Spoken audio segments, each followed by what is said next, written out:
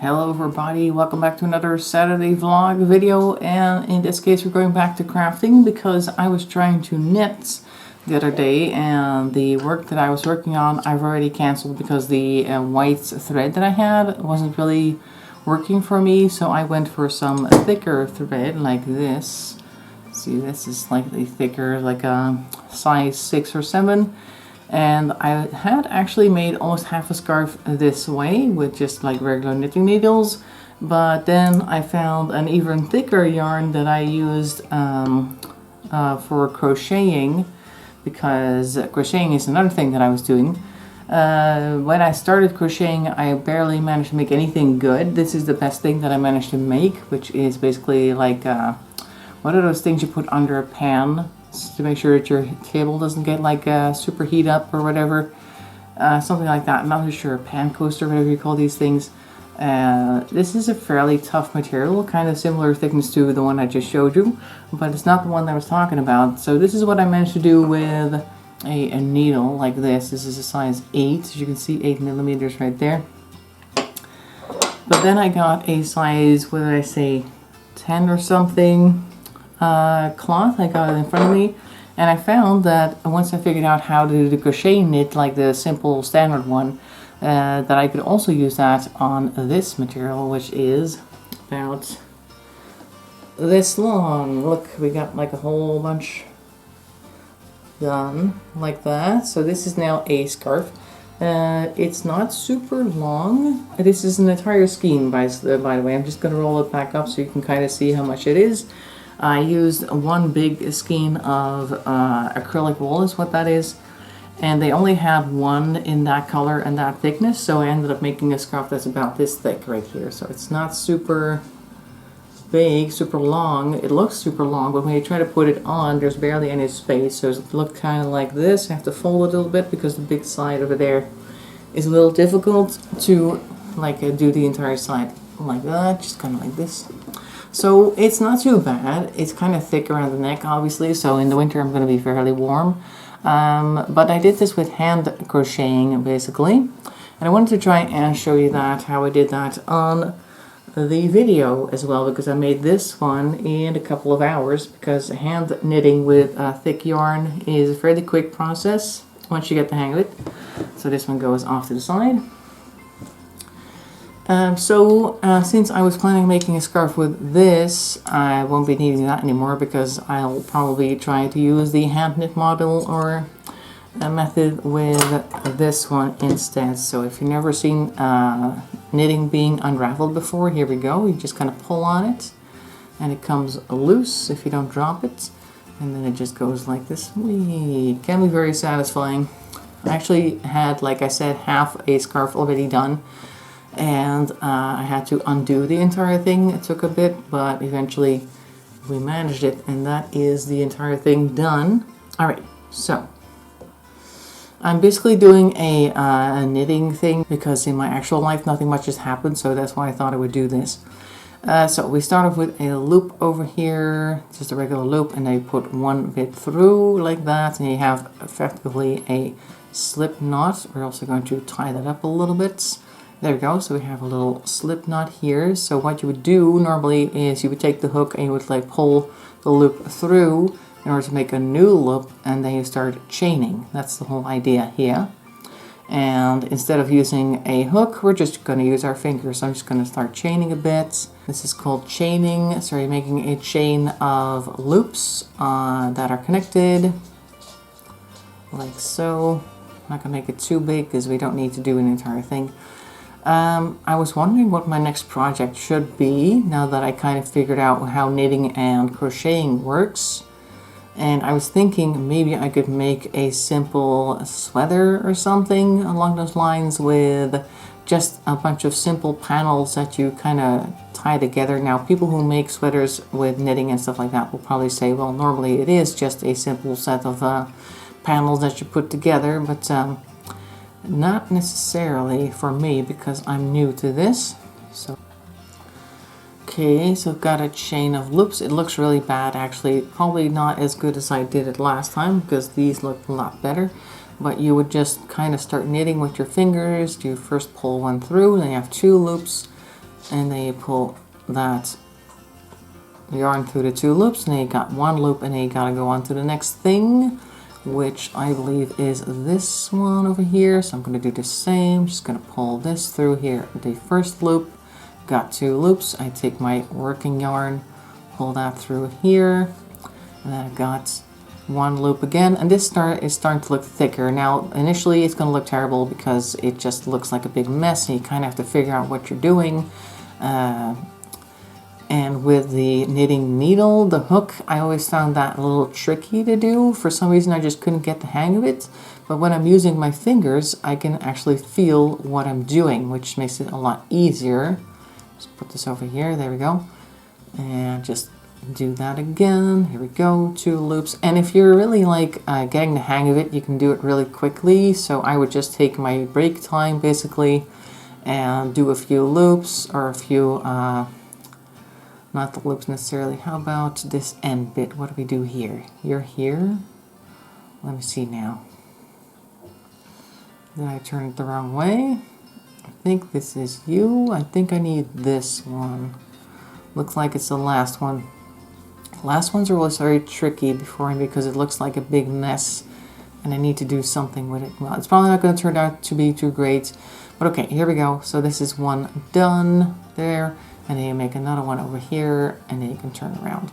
But yeah, like I said, once you get the hang of it, it's easier for me to do that with my fingers because I can actually feel where the thread is, whereas if I had to use a hook, the hook disappears between a couple of loops at some points, and then it kind of feels like it's being pulled through, and then you look at it and it's actually pulling another thread with it, which it shouldn't have done, and then everything gets messed up, and then I get annoyed because that's not supposed to go like that, and it just has to be redone, blah blah blah. So with my fingers it's a lot easier to know what I'm doing, so that's always great.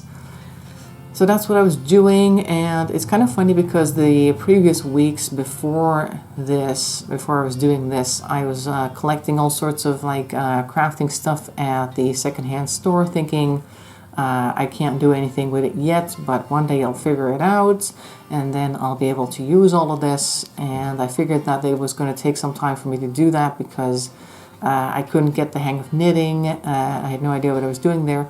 And like actually crocheting I thought was more difficult than knitting for some reason. It just wouldn't land. Maybe I just used the wrong size cloth with the wrong size hooks maybe, and that made it super difficult. I don't know exactly what the problem was, but I just couldn't get the hang of it. So the last couple of weeks I would occasionally try, and then over the past week I would try harder. Basically I would do more knitting or crocheting. And every time I messed it up, like this thing that I showed you, this is the 4th installment of the same thing. Then this is where I finally got the hang of the double stitch maneuver that I'm showing you with my fingers right now. And before that, it was a huge disaster, but I tried it over and over again, and suddenly I just kind of got it. It kind of just clicked. And then I was like, okay, I can do this, and now what shall I do with it? And then I had this big pink ball of wool, which is actually acrylic wool, and I was like, okay, I'll just start with finger crocheting and see where I go. And that was yesterday evening, and today I've got an extra scarf, so that went very quickly. Sometimes things just need to click, and then suddenly you just know how the things are done, and it all works out a lot better and a lot faster all of a sudden. This is starting to look like something, but not something great. Well, we're getting somewhat of a pattern here now. Obviously, this is a huge mess. This is like the first part over here. I think I did a few wrong ones along here somewhere. Now, this is the basic crochet knit that I said earlier, and there are plenty of other knits you can do. You can do granny squares, you can do all sorts of other things. I haven't quite gotten there yet. Once I'm comfortable with this knitting stitch, I'll be able to do more complicated things. Speaking of knitting with knitting needles, by the way, I actually started off with the regular knit stitch there as well, and then I went looking if there were any other stitches, and the second one was the purl stitch, so I learned that one next. And that was actually easier for me than the knit stitch, because the knit stitch you have to go around the back of the loop, and with the purl stitch you start at the front, and that's always a lot easier. If you don't know how to knit, then don't worry too much about that whole description. I'm not exactly an instructor, so I can't quite tell you how it works, but trust me that I found the knitting stitch more difficult than the purl one, because the way you start. It can depend on which type of yarn you have, whether it's easy or not, but I found it to be easier to start with, at least, and it gives a looser stitch ultimately. The knit stitch, at least when I was doing the knit stitch, I noticed that the stitches on the knitting needle were always very tight, and that made it very difficult to even get to the back of the loop and complete that first maneuver, so to speak. And with the purl stitch, they were always a lot looser, so I could always get started immediately, wouldn't have any problems getting the yarn in the right position, or the needles anyway, and sliding it off of my needle onto the second needle where you've just done the stitch with, so to speak. Whereas with the knit stitch, I would constantly be forcing everything forward to try and get it to a relaxed enough position where I could do the next part, and it just wouldn't move very well, and it would constantly almost fall off the tip of the original knitting needle, and then that would get me very upset as well, and I would make mistakes, and just things were not great there. That was not a great start. Okay, so this is the side, or on the end of this bit. Now this is too small to do anything with, really. I'm just kind of showing you how I did the finger knitting thing. This looks very terrible because this type of yarn is not very good for this type of thing. I'll probably try it again later so I get a less messy looking thing. But yeah, I was thinking maybe I could do like a simple sweater by making a couple of large knitted patches, like one for up front here and one for in the back for the same place, and then kind of knit this area together or sew that together, so I'd have like a, not really a collar, but just like the area would be loose and open here, you could stick your head through, and then a couple of big paddles underneath to like wrap all the way around, maybe 2 of them so it goes like beyond the belt area. And then for the sleeves, a couple of regular big panels that you kind of like sew together in a shell shape and like attached to this side. I'm not really sure if I'm explaining it correctly, but I had this thing in mind that maybe I could do that. If I could make something like this, I could make big panels out of this, and then just make that into some type of sweater or something, because I've been looking at videos of people knitting sweaters and vests and stuff like that, but they're always busy with ribbing, which is like the areas around the areas that you've crocheted or knit, and I just really don't like that. That doesn't look very good, and it's too much work as far as I'm concerned. So I'm just going to keep messing around with stuff like this until I get it right, and then maybe we can do something fun with that. Not this one in particular, because I need to redo this one properly, but who knows, might eventually get something fun that I could make a sweater out of or something. And I want to be able to do something useful with the skills that I'm trying to pick up here. That's the main idea.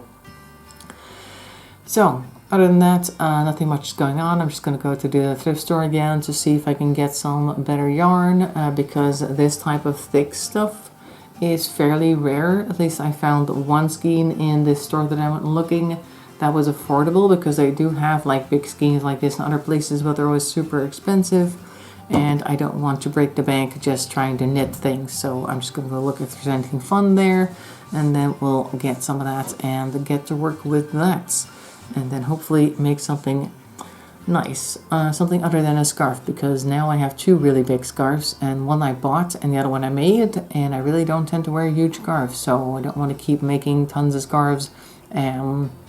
Maybe I can sell them or something, or I don't know, maybe people would like one, but honestly I think people will prefer cheaper scarves that they can just get at any random store. Like there's plenty of places that are super cheap where you can get all sorts of scarves and hats and things for almost no money, so why would they want one that I made? But anyway, so that's a thing, that's a possibility. We'll see. In any case, hope you'll enjoy your weekend, and I'll see you on Tuesday for Stardew Valley, and on Friday for some Minecraft, some RLCraft, and on Saturday we'll be back doing some other vlog thing. I don't know what it's going to be, but we'll see about that. And thanks for watching. Make sure to stay healthy and stay safe, and bye-bye for now.